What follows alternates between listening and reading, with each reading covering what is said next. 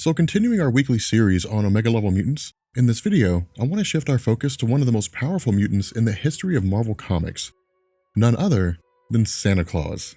However, because he only appears within the main Marvel continuity once with a 6-page short story, instead of focusing strictly on his powers, I want to beef this up a bit by providing you guys with the story itself and then wrapping back around as to why he's considered to be an Omega level mutant.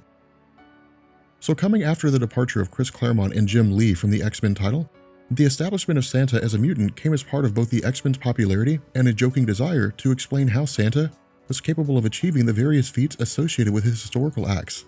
To expand on this, during the 80s and 90s, the X-Men were Marvel's top-tier team and their highest-selling publication.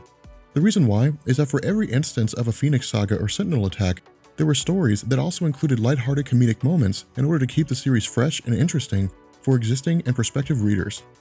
Continuing this theme after Claremont left the series, within the same year, in 1991, Scott Lobdell contributed a 6-page short story containing Santa Claus for Marvel's annual holiday special. Picking up with the X-Men of Storm, Banshee, Nightcrawler, Wolverine, and Colossus decorating the Christmas tree, in the midst of their celebrations, they're met with an alarm from Cerebro informing them that it has detected the most powerful mutant ever registered. Now, something to point out here is a common misconception held by fans who have read this comic. This alert from Cerebro is meant to indicate that the mutant detected is the most powerful mutant ever registered up to this point in time, not in the overall history of Marvel Comics. Now, because the charter of the X-Men is to investigate all newly detected mutants and offer them a place within their ranks, the X-Men depart for Rockefeller Center to locate the mutant in question. Shifting our focus to Rockefeller Center itself, we actually join up with the third iteration of the Brotherhood of Evil Mutants itself, led by Toad and consisting of the Blob, who had superhuman strength and near impenetrable skin, Pyro, who could control fire but could not actually create it, Mastermind, who could manipulate the 5 senses of the human body to create illusions, Eunice the Untouchable, who could generate a force field of energy around himself, and Fantasia, who had the power to sense and manipulate electronic signals.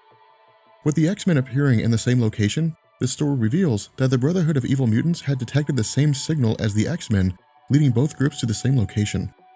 While the events turned out to be rather predictable in that the X-Men confront the Brotherhood with the two doing battle against one another, in the midst of their conflict, Santa makes his appearance known by ending the fight and rematerializing the Brotherhood of Evil Mutants into action figures. Coming to the conclusion that Santa Claus is a mutant that had been detected by Cerebro, instead of being able to induct him into their ranks, Santa actually teleports the X-Men away with no memories of Cerebro's mutant discovery, their battle with the Brotherhood, and their discovery that Santa himself is a mutant. Now, wrapping this up into his powers and what defines him as an Omega level mutant, because this is the one true Santa Claus of Christmas legend, within Marvel Comics, the real-world stories of Santa flying a sleigh, giving presents, sliding down chimneys without being burned, and traveling around the world in one night were all folded in as aspects of his powers. To this end, as a mutant of Marvel Comics, Santa has the following abilities: immortality, telepathy, telekinesis, teleportation, weather manipulation on a global scale, matter and molecular manipulation, immunity to cold and heat, and gravity manipulation.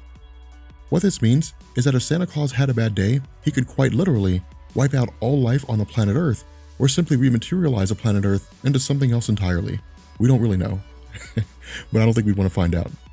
But with that being said, we're going to bring this video to an end. I know it was short, but I hope you guys enjoyed it, because Santa's actually a pretty powerful character. But if you guys are interested in learning more about the different versions of Santa Claus in Marvel Comics, the Asgardian version, and the version that apparently helps fight elves, and even the version that had the Infinity Gauntlet for a while, then feel free to post a comment below, let me know, and I will catch you guys later.